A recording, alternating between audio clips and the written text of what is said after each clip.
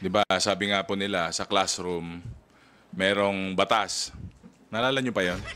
Bawal lumabas, bawal lumabas. Para kami nasa classroom. Oh, Kung oh, may sakit ka, may excuse letter ka. oh, Kung nag-absent ka, absent ka. Kung nag-half day oh, ka, absent ka. Kung oh, nag-cutting ka ng classes, oh, absent ka pa rin. So, oh. Anong point mo? absent, wala. Oh, loko-loko, wala kang point. Thank you. Oh. Let us acknowledge Oh, nahiya ka pa sa sinabi mo.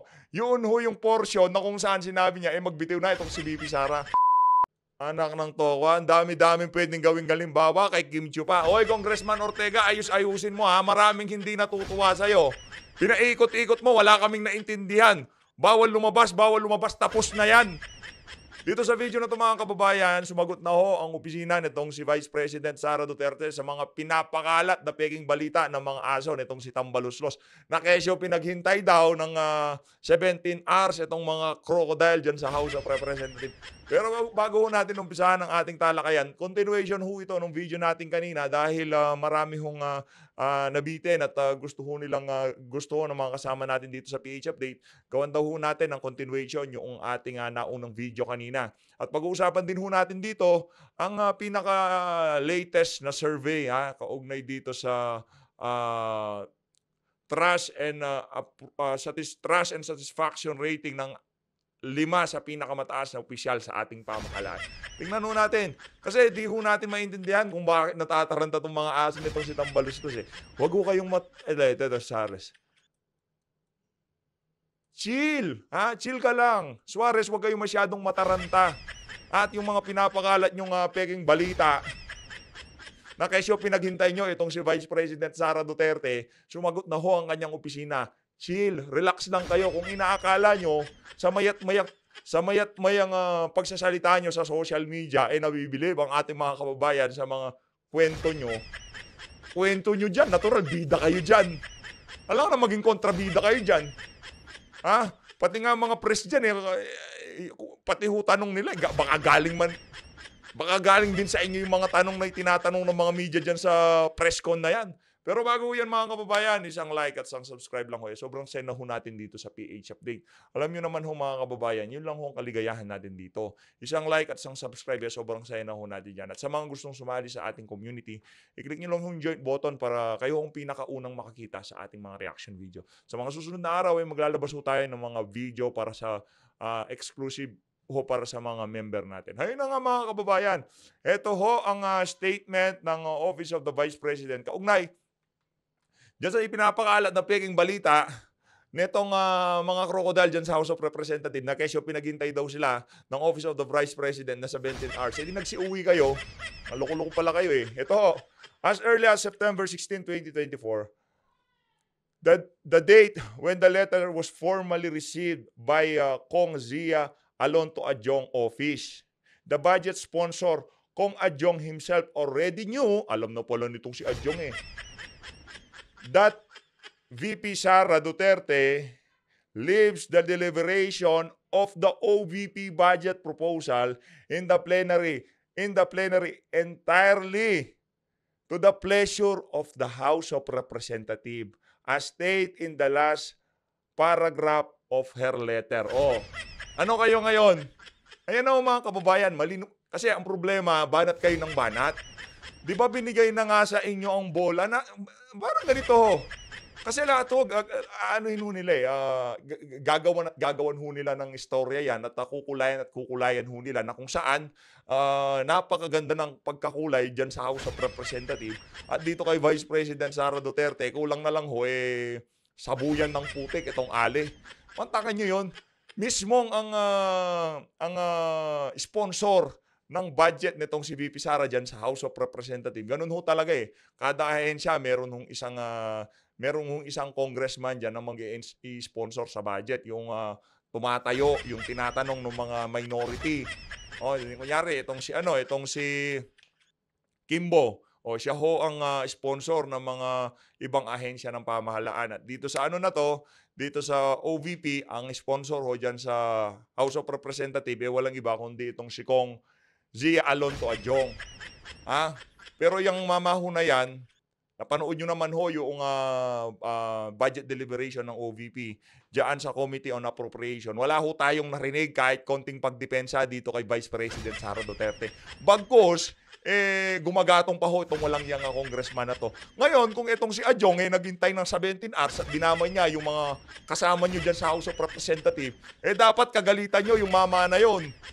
Kasi rinisib ho pala ng opisina nitong si Adjong yung sulat ni Vice President Sara Duterte na kung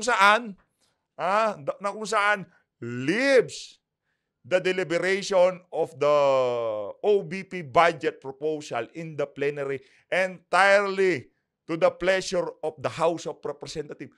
Kung ano nga yung ikasasaya nyo, ay yung ikalulugod ng mga puso nyo, yun daw ang gawin nyo sa budget ng Office of the Vice President. Ayon ho yan doon sa sulat na rinisib nitong si Congressman Zia Alonto Adjong. Ito naman kasi si Kong Zia, parang hindi mo natin malaman kung ganyan yung pangalan niya. Zia Alonto Adjong. Rinisib ho niya. Ngayon kung naghintay yung ibang mga crocodile dyan, okay lang naman yan. Madalang lang naman sa ganda ng mga suot nyo, sa mga Rolex at mga damit nyo at mga sasakyan yung kaganda-ganda. Yung iba meron pang 6 na sports car. Maghintay lang kayo ng 17 hours, okay lang yan. Para din naman sa inyo yan. At kung naghintay kayo, sisihin nyo si Adjong. Kasi kung magtotropa kayo dyan, ganito ang banat ni Adjong sa inyo. Mga pre, meron na sulat itong si BP Sara entirely to the pleasure of the House of Representatives. Binibigay niya na sa atin kung anong gagawin natin sa budget ng OBP. Ano pa bang kailangan natin dyan? Maghihintay tayo ng 17 hours. Mga aanga-anga pala itong mga aso ni Tamba. Kahit ipabasa ho natin yan sa grade 3, alam ho niya ibig sabihin yan Hindi ho ba bakit wala dyan si Adjong? Si Adjong gusto kong marinig. Rinisib-risib mo yung letter nitong si Vice President Sara Duterte. Ngayon, bibira-bira itong mga kasama mo. Loko-loko ka. Huwag nyo kaming dinadaan sa mga ganyang klaseng yung kalokohan. Asa ito pa pinakaayaw ko. Itong si Congressman Ortega, ito. Hindi yan. Nakakalbo na yan. Ayaw ho natin dyan sa kalbo na yan. Yan. Ayaw natin kay Panochi. Dito ho tayo. Congressman Ortega, marami hong pwedeng gawing halimbawa. Itigilan nyo ho yung kakagawa ng example dyan kay Kim Chiu. Pati ba naman yung paglabas sa classroom? Tapos na ho ang pandemic, bumenta na ho yan. Kung inaakala nyo, papansinin kayo ng sambayan ng Pilipino dyan sa mga banat nyo na yan, naku po, di ho nakakatuwa yan. Ito na ho mga kababayan, satisfaction and trust rating of the top government official. Boy, itong si Tambaluslos at itong si Marcos Jr. Itong matindi. From 0.50,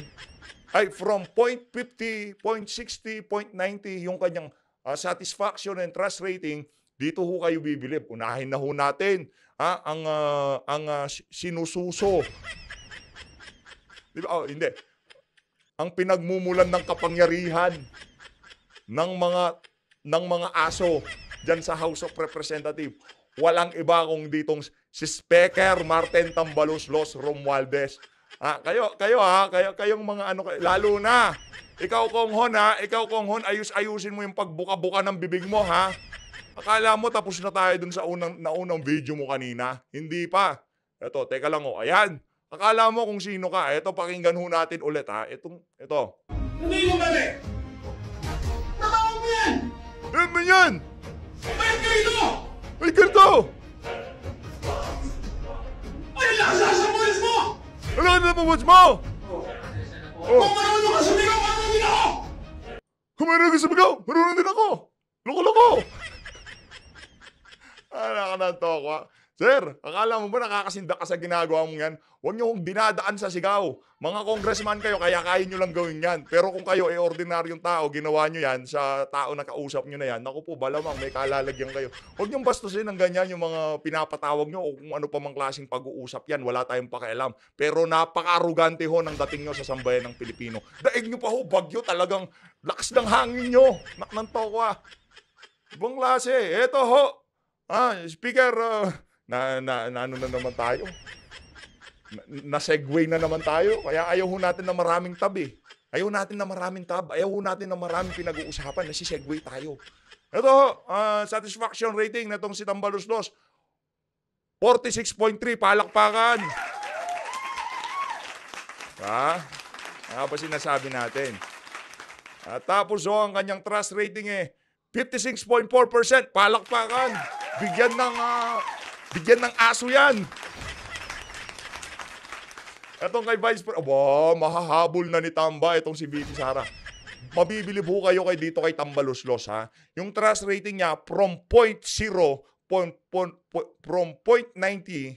0.90%, 0.80%, nagpo-46% na siya. Yung trust rating niya, nagsi-56.4 na siya. Siyempre, alangan naman hong matalo itong si Boy Bangag. Alangan ng patalo yan.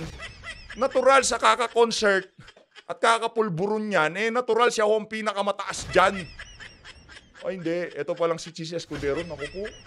Cheese, baka isa yan sa mga dahilan kung bakit gusto kong sibakan dyan sa Senado Kasi tinalbugan mo lahat ayaw ho yan ni Tambaluslos. May pagka-bitter yan. Ayaw ho yan na Alam nyo mga kababayan, sa kahit anong bahagi ng buhay, tayo hong lahat dito lumilipas lang. Sa ayaw sa gusto natin, kahit sa anong larangan, darating at darating ang oras na tayo ay mapapalitan. Meron darating na mas magaling sa atin at mas pagkakatiwalaan, ika nga. Tanggapin ho natin ang katotohanan na itong mga na to, I mean, itong particular na survey na to, wala akong kwenta yan. Ako na akong nagsasabi sa inyo. Wala akong kwenta yan. Tanghira survey. Naku po, matagal nang nabili yan. Ultimo malalaking istasyon, nabibili. Survey form pa kaya. Anak ng toko. Walang ganon. Ano naman ho yan? Napakabastos naman nun. Sabihin nyo sa atin, may credibility yung na yan. Yung, gusto nyo ba pala, sa susunod na video natin, papakita ko ho ang kaibahan ng nakukuhang puntos nitong si Tambaluslos dyan sa Tanghire nung mga naunang panahon. Kung yung mga mga malalaking tao, malalaking broadcaster, newscaster, network, pahayagan, nabibili ng mga crocodile, yan hupang pipitsuging survey firm na yan ang hindi ho nila kayang lagayan. Gusto nyo bang ipasara ko Tanghire? Umayos-ayos kayo dyan Kung gugustuhin nila, kaya ho nilang brasuhin yan. Lalo na yung balat sibuyas na crocodile dyan sa house. Di ho natin alam kung ano yung nasa tiyan niya, planggana na ba o batya o grabe ang tabahan na Pati itong mga aso niya ay nagsitabaan na din. Alam niyo siguro yung pagka kayo laging nagsisinungaling, tatabaho kayo. Kaya tayo dito sa PH Update, hindi, ayaw ho natin magsinungaling. Ayaw ho natin. Siguro side effect ko yan. Di ko naman sinasabi, baka yung iba talagang malakas ng joke lang ho yan. Ito na mga kababayan, dito sa bahagi ng video natin na to. Pasadaan pa ba natin to? Uy, naku po, General Marbil Ito na nga ba sinasabi natin? General Marbil is this true? Requires ang police mag-like and share ng post mo. Anak ng toko. Gusto mo maging vlogger? Uy, Marbil, gusto mo ba maging gusto mo maging vlogger? So maging vlogger, mag-vlog ka na lang, huwag ka na mag-PNP. Ito mga kababayan, pakinggan natin itong mga punto de vista ng mga crocodile dyan sa House of Representatives. Peking balita, yung sinasabi nyo na pinaghintay kayo ni VP Sara. Hindi kayo pinaghintay. Kasi September 16 pa lang, meron na ho palang sulat. Kalimutan natin yun. Pero sinabi naman natin kanina na yung kaligayahan nitong mga congressman na to, kung anong gusto nilang gawin sa budget, binigay na ho ang bola ni VP Sara sa kanila. Yan, di ba? Ito ho, pakinggan natin itong mga... Dito, wait lang. Dito sa bahagi ng video natin na to, natawa lang ho tayo. Noon nung binanatan nitong si Jill Bungalo, nitong si VP Sara, na magbitiw na lang siya, tignan nyo ho ang facial expression nitong si One Rider Party List, Gutierrez. Tingnan nyo ang facial expression niya. Nagpapatagisan ho sila sa pagbira kay VP Sara. Siguro yung pinaka malakas bumira, yun ho ang pinaka mabango kay Tamba. Ito, tingnan nyo. Okay mabilis lang ho yung pagtawa nila. Parang yung katuwaan lang ho sa kanila yung pagbira kay VP Sara. Tingnan nyo ho to. Ito mga kababayan, ito. Tingnan natin. Tignan nyo mga kababayan ha. Oh. Thank you. Oh. Let us acknowledge. Oh, nahiya ka pa sa sinabi mo. Yun ho yung portion na kung saan sinabi niya, magbitiw na itong si VP Sara. Ginawa hong katuwaan ang pananawagan para sa pagbibitiw nitong si Vice President Sara Duterte. Proud ka ba niya? Sa bagay, si Saldi ko, proud na proud sa inyo niya, sigurado. Ako Bicol Party List ho yan, isa ho sa mga aso nitong si itong si Saldi ko. Tingnan nyo ha. Etong instance na to, kuha ho yan pagkatapos ho niyang nanawagan na magbitiw itong si VP Sara. Tingnan nyo, pati itong mukha nitong si Gutierrez, pagalingan ho sila, patalbugan sila. Si Gutierrez yung grounds for impeachment, yung betrayal of public trust. Ito naman si Bungalon, nanawagan na magbitiw itong si VP Sara. Pakinggan nyo ho to, panoorin nyo. Oh. Thank you. Let us acknowledge. Natawa pa kayo, mga kumag kayo, mga walang ya kayo talagang. Ginawa nyo na lang katuwaan ng pagtira kay VP Sara. Tingnan nyo. Proselycos from UNTV. Sabi ni Gutierrez, akala nang magaling yung banat mo na yun, pinagbibitiw mo si VP Sara. Tingnan nyo. Thank you. Let us acknowledge. Nahiya ka pa, nahiya ka pa. May hiya ka pala, anak ng toko. Itong si Jill Bungabon. Jill Bungabon, nahiya ko pala. May hiya ka pala, sir, anak ng toko. Mga kababayan, yan ho ang mga young goons. Diretso na ho tayo sa pinaka-topic natin. Itong mga congressman na to, talagang, ito. Good morning po, Kongs. I'm not sure if you have read the letter of VP Duterte addressed to Kong Sia. It's dated September 11, and then September she 11. said, the Vice President said, as communicated to the Speaker of the House of Representatives and the Chair of the Committee on Appropriations, the OVP has duly submitted all the required documents to the committee pertaining to its budget request for the upcoming year. Furthermore, a comprehensive overview of our proposals was presented during my presentation on 27 August 2024. In consideration of the foregoing, the OVP leaves the deliberation of our budget proposal in the plenary entirely to the pleasure of the House of Representatives. So, long before the plenary deliberations, may sulat na po si OVP. Why do you find it not acceptable? Well, it's basic. Sa wakas, meron din hong press na nagtanong na merong sense. Meron hong sense yung tanong nung meron na sulat si VP. Sa bagay, kahit ano pa naman na sulat ni VP, hindi naman yun. Wala naman nung pakialam yan. Gusto lang ng mga yan magpapogi dito kay Tambaluslos. Si Tambaluslos niyan, nandoon sa opisina niya, pakuya-kuya ko, pinapanood niya itong mga tuta niya kung paano tumahol. Yes, it's up to the sound discretion of Congress. Yun naman talaga yun eh. Kaso lang, pagdating sa budget deliberations, yung mga departments at agencies concerned, dumadating. Kasi pagdating ng mga katanungan sa sponsor at wala yung representative ng ahensya na yon, paano may sasagot? Paano magkakaroon ng kaliwanagan? Huwag po natin kakalimutan ang pinag-uusapan po natin dito, pera ng taong bayan to, hindi to pera ng iisang tao, ng isang pero ng taong bayan. Yung ang inyong MOO dyan, di namin malaman paano nyo winawal. Tapos makapagsalita ka ng pero ng taong bayan, kala mo concern na concern ka talaga. Di nga. Pero ng taong bayan, seryoso? O sige nga, bukasan ng libro. O sige nga, tigilan yung liquidation by certification. Loko-loko. Individual. These are funds. These are public funds that have to be properly explained, have to be properly determined how they were used and how they are planned to be utilized for the succeeding year. That's why the agency heads and the agency representatives or the departments have to be present during plenary debates. So, given that she has a letter, that's true. Yes, it's up to the sound discretion of the House. However, we cannot take away that there is a process in determining the budget. Katangahan na ho yun. Pagka ganun, sinabi niya na nga, binibigay niya na sa inyo yung bola. Kung hindi niyo maintindihan yun, talagang plain and simple ang paliwanag ho dyan. Namumuliti ka kayo. Diba? Binigay na sa inyo yung bola, ayaw nyo tanggapin ang bola, gusto nyo pa rin papuntahin dyan. Isa lang ang ibig sabihin yan. Nasa inyo na nga bola, kahit tanggalin yung budget ng OVP, mas may dahilan kayo. Hindi ka dumalo kaso hindi ho yun ang pakay nyo. Pakay nyong babuyin itong si VP Sara dyan sa House of Representatives. Hindi nyo nababoy dyan sa Committee on APRO, hindi nyo nababoy dyan sa Committee on Good Government, Public Accountability, kung ano mang committee yun. at gusto nyong babuyin ngayon dyan sa plenaryo. Mga loko-loko, basa na namin kayo, papunta pa lang kayo, dyan na lang kayo. I think if we take Floyd. note po, no, the contents of the letter just is a reiteration of the answer that they have interposed even for the pre-budget deliberations. So kumbaga po, inuulit niya lang po na she's leaving it to the House to decide on the fate of her budget. However, it does not say that she will not participate with our processes. It does not say that she will not attend. It does not say that she will send an authorized representative. So I don't think the September 11 letter would be any indication of what transpired yesterday. So I don't think we could have been prepared po. No? But with that said, as mentioned earlier, the House collectively will be extending maximum leniency, and we're hoping for the best po that at least the bare minimum would be complied with, that we may proceed with the budget. Yun lang po. Alright, mag-follow up lang po. Alam mo, sir, kung di ka magkukups, may future ka, sir. Dito kay Gutierrez, kung wag ka lang magkups sa bagay, di ka sisikat kung di ka magkukups, no? Kaya kailangan magpakakups para sumigat ka.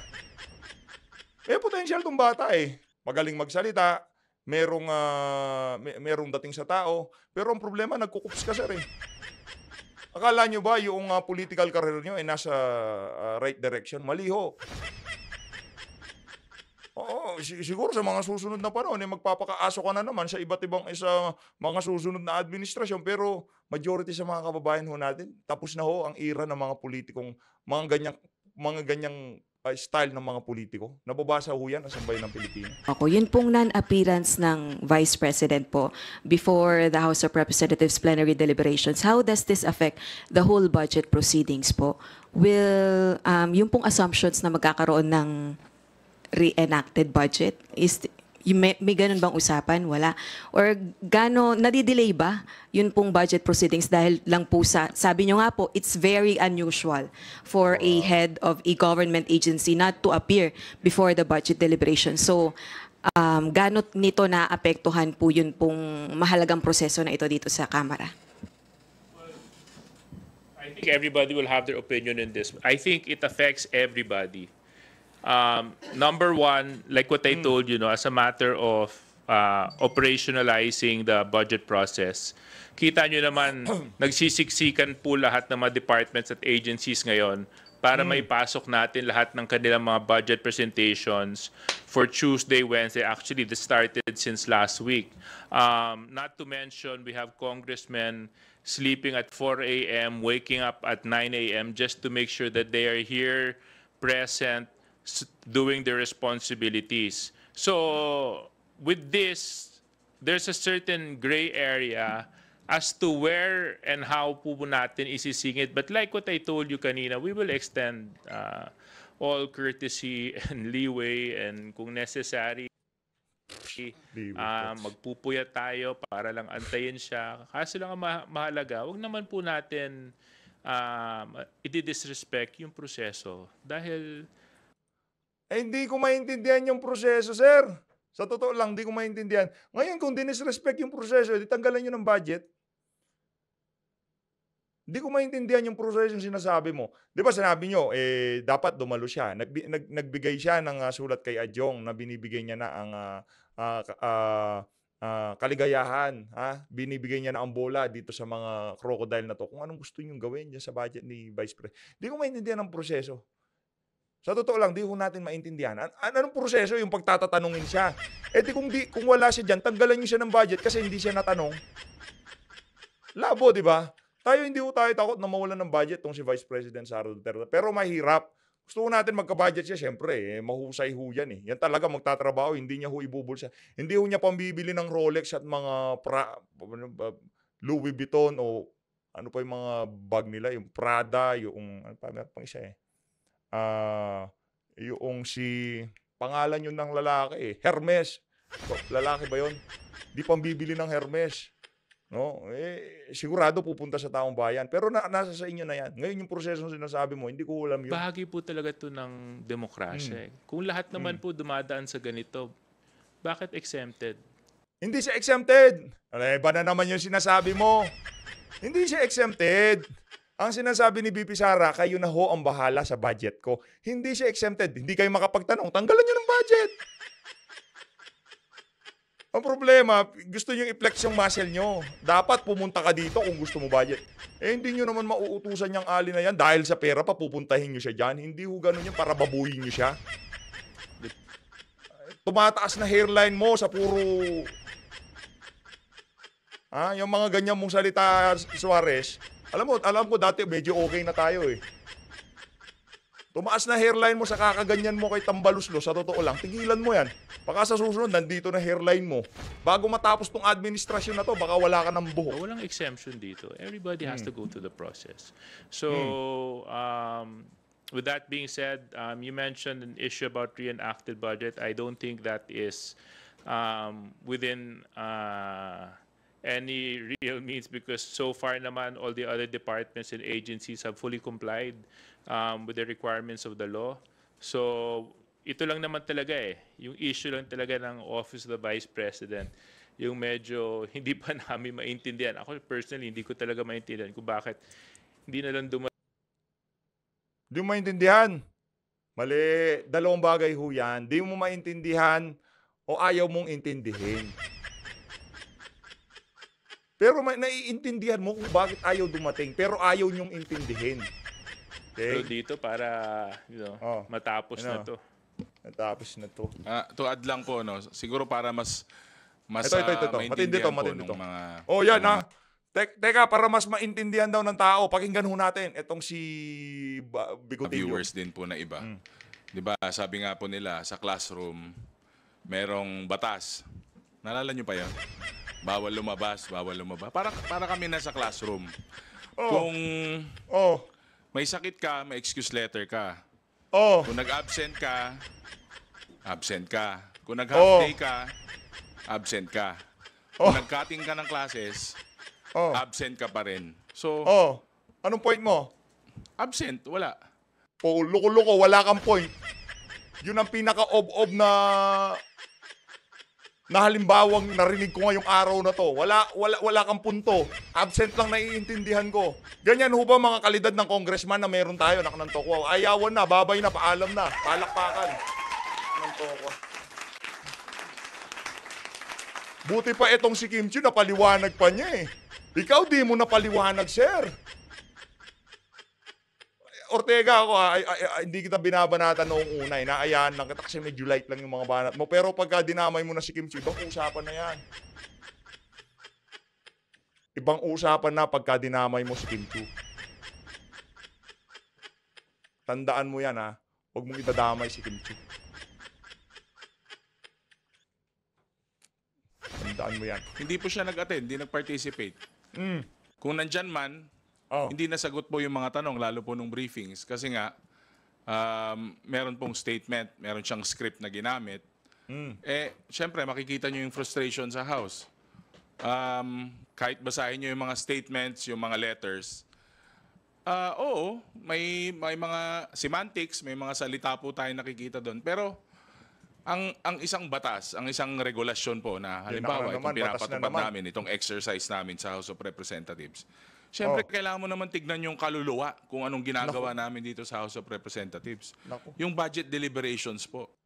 Gusto ho niyang ihahon yung batas nitong si Kim Chiu.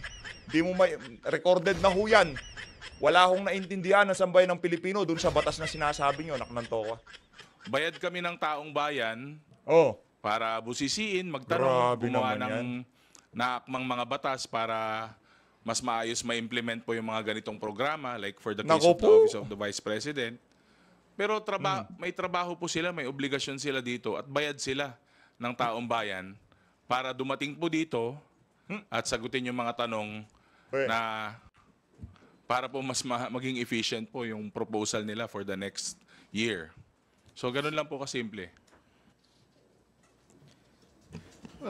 Dagdag ko lang po Well, of course, definitely naapektuhan po yung budget process. It causes delay, no? And of course, I would like to emphasize that we cannot sacrifice the entirety, the national budget, no, because of one agency. We have to remember that we keep on mentioning this. Ito pong General Appropriations Act is the most important piece of legislation every year because we are talking about the national budget. We are talking about the programs to be funded, especially yung mga social services program, ayuda, programa sa mga mangingisda, sa atin pong members of the agricultural sector. So in other words, kung ito po ay mai-delay at hindi po ay maipasa sa tamang oras, the negative impact is that we will have a reenacted budget. And when we speak of reenacted budget, kung ano yung budget this present year, that will be the budget for next year. So affected yung mga programa na kailangan taas. Pagka nangyari yung reenacted budget, kasalanan nyo yun. Mga anga kayo eh. Para hindi mangyari yung reenacted budget, di tanggalan nyo ng budget si VP Sara. Wala namang problema yon. Sinabi naman ni VP, wala namang problema sa kanya. Kahit isiro nyo pa budget. Ngayon, pagka reenact yung budget na yan last year, yun ang gagamitin natin, yung budget natin last year, kasalanan nyo yun. Hindi kayo marunong umintindi. Yung pondo, mga programa na dapat kailangan na busisiin. So that is the essence on why it is very important ito pong budget process. So if meron pong isang ahensya ng gobyerno na makakaapekto po, definitely we will not allow that. Because masasacrifice po yung the entirety of the budget of the Republic of the Philippines. So as much as possible, we are doing our jobs here as Vice Chairperson po ng Committee on Appropriations. Gusto namin, planchado lahat ng budget ng kada ahensya ng gobyerno. Pero kung meron pong mga ganito na ahensya ng gobyerno, well, definitely, hindi po kami papaapekto. Dahil it is our constitutional mandate to pass the budget on time para hindi po masakripisyo yung pondo ng taong bayan for the next fiscal year, which is on 2025. Salamat po. Okay, thank you. Well, yung reenacted budget na sinasabi ninyo, no, para sa budget ng OVP, it is not possible, no? Hindi posible yon dahil napaka-imposible nun kasi nga talagang nagtatrabaho ang mga miyembro ng Kongreso para ipasa yung budget on time. Kung ang tingin ng ating Vice President, kaya niya... Pero alam mo natin, alam din na ni VP Sara, hindi pwedeng i-reenact ang budget ng isang ahensya. Kung magre-reenact ng budget, base dito kay Senator Bato de la Rosa, kabuuan ho yun. Hindi lang ho pwede yung isang ahensya o isang opisina yung i-reenact ang budget. Lahat ho dapat, hindi ho pwede yung ganyan. Yan, gagawin lang ng issue ng mga aso ni Tambayan. Dahil yung pagpasa ng budget ng ating pamahalaan for 2025, hindi po papayagan ng Kongreso yon. Nagtatrabaho po ang mga miyembro ng Kamara para ipasa siya on time. At sana maisip din ng ating Vice President na dyan din nakasalalay sa budget ng OVP yung mga nagtatrabaho sa kanyang opisina. Yung mga merong plantilla positions, opisina ng Office of the Vice President na kailangan ng sweldo, kailangan ng trabaho. Sana maisip din niya yon na hindi naman po pwede na lagi na it's all about her. Kailangan din niyang isipin yung mga nagtatrabaho sa kanyang department. Kayo ang nag-iisip nung it's all about her. Yan nga ginagawa niyo dyan sa House of Representatives. Yan ang motto nyo. It's all about her. Pero si VP Sara, di niya iniisip yun. Di nga siya nagpapakita sa media. Kayo dyan sa House of Representatives, ang nasa utak nyo, it's all about her. Yun lang. Ang target nyo ay si VP. It's all about her. Just stick to the plan. Kakagulat yun So, yung reenacted budget ng OVP, it is impossible. Hindi mangyayari po yun dahil hindi papayagan yun ng Kongreso. Wala naman hong ganon. Just an addition lang po, no? Usually po when you speak of your enacted budget, you're talking about the whole budget. And this usually happens pag may substantial issues, meaning the parties don't agree in the direction of the budget or the leadership is unable to keep everything in line. In this case po, I think procedural lang naman po ito. It's just a procedural issue. The budget process of Congress is slowing down to accommodate the certain personalities to appear, to be heard, to be fair, to be lenient. And I think the leniency afforded on this procedural issue will have its limit. And we will not sacrifice the budget for the sake of this, procedural lapse. The substantive must budget, still we will pass this budget. It's just that what we're trying to say here is that the budget will wait for no man. But in this case, it is a woman. So, yun po. Naku po, talagang napatango yung katabi mong kalbo ay panotsi. Before we recognize Big Sumintak from Net25, we will acknowledge again Masyado kasing papogi itong mga congressman na to. Yung pinakadulo naman. Gusto nyo ba makita ulit yung video niya? Marin Enriquez for a related question. Sorry, follow-up lang po dun sa question ni Ate Maki. Kung Jill said, kung hindi na siya interesado, VP Sara, sa trabaho niya, we can ask the Vice President to step down. Is that the sentiment of the entire House, T.S. Suarez? Naku. Kung Jill, Hindi, nabigla lang si Jill Bungalon. Nadala lang siya ng damdamin niya, kaya niya nasabi yun. Bongalon said earlier po na kung hindi na interesado si VP Sara sa trabaho niya, we can ask the Vice President to step down. Is that the sentiment of the entire House? Well, that's clearly the clear sentiments being shared by a lot of members. Oo. Ganun pala eh. Matagal na yun. Di naman ngayon lang yan eh. Matagal nyo nang gustong mawala sa larawan si VP Sara. Ito talagang si Suarez. So, napaka-plastic. Kasi, alam mo, ano yun eh, trabaho yun, responsibility. Kaya nga ako, iniisip ko, Meron ka kung pala, hindi no? kaya resign siya ng DepEd, tapos ito rin mangyari sa budget ng DepEd, ano kaya nangyari sa mahigit na, ilang kayang teachers ang umaasa sa DepEd? Nako. Speculation na lang yan, sir. Malayo na ho sa realidad yung mga sinasabi nyo na yan. Malayo na ho. Talagang magre-resign siya. Paano ba naman di magre-resign? Nangingi lang ng 5 bilyon, naglagay ng 10 bilyon, naglagay ng 15 bilyon. Yung 10 bilyon, hindi magalaw ng DepEd. Talagang magre-resign ho yun. Binabanatan nyo lang. Pati pa naman yung pagiging Vice President, ibang klase talaga itong mga aso ni Tamba. Napaka-bibo. Empleyado natin. Thousands yun, di ba? So, Wow, I mean, thousands yun, di ba? you know, tayo lahat elected. Kami mga halal. Kami pinagkatiwalaan para maglingkod. Pinagkatiwalaan kayo? May trabaho kaming dapat gampanan. Bahagi ng trabaho. Yung totoo lang Bahagi ng responsibilidad to. So bahagi talaga to na as head of agency, as head of department, you have to go through the process. And this is just bigger. This is not even about her. This is about the office of the Vice President, the second highest position of the land. And you have to put respect and due courtesy to that office. And to simply show up and do your work, I think it's the least that she can do for the office of the Vice President. Sabi mo ano magagawin namin? Kwento mo yan. Natural, pogi ka dyan. Big Sumintak from Net25, please proceed with your mali. questions. Kwento mo yan. Natural, panot ka dyan. Magandang umaga po. Ang sabi nyo nga sa ngalan ng kortesiya, leniency, ibibigay nyo lahat sa Office of the Vice President. Naghintay kayo kahapon, maghihintay kayo ngayon, bukas, siguro hanggat magpakailanman. Magaling kang bata ka. Gusto ko yung banat mo na yun. Dahil panigurado, hindi kayo sisiputin ni VP Sara. Asa pa kayo, mga aso ni Tamba. So, ang sabi nga ni Congressman Kunghon, kaya sabi ko, hiramin ko si Tita Mili. First time na nangyari ito. So my question is, dahil ito ay magiging first time, at kung hindi talaga siya dumating, magkakaroon ba kayo ng clear policy ngayon sa budget deliberation ng isang head ng agency na hindi darating para malinaw kung anong gagawin ng Kongreso? Well, Tanggalan ng definitely hindi budget. kami mag-aantay ng magpakailanman. Kasi kailangan maipasa yung budget by Wednesday. At hindi ito Hanggang bukas mapipigilan na lang. ng opisina Naku, yari ng kayo dyan.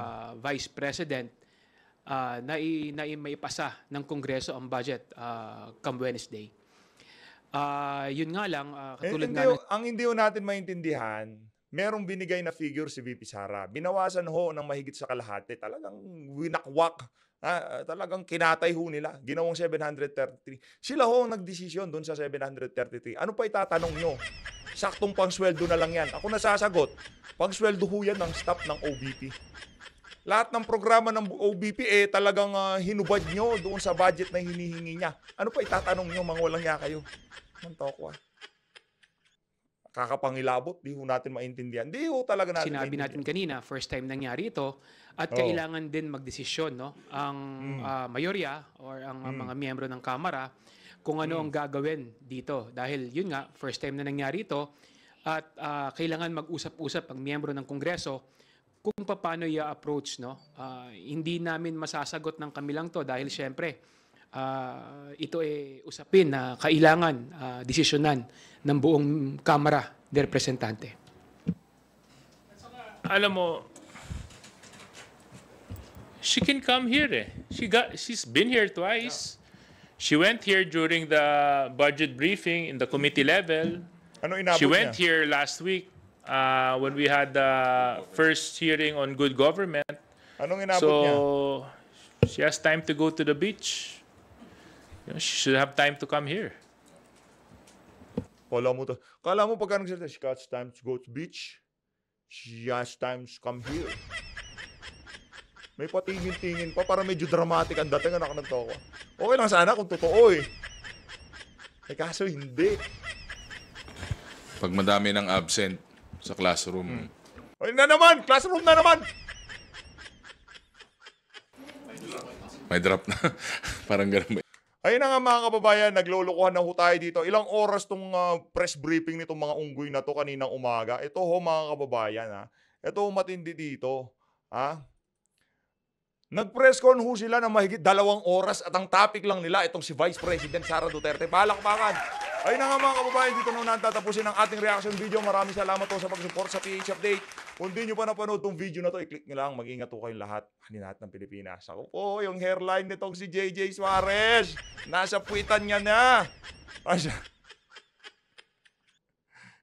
Makita ni JJ Suarez. Talagang PH Update na to. Nung hearing sa SMNI, oras-oras ako ngayon. Minuminutan na ako sa kanya.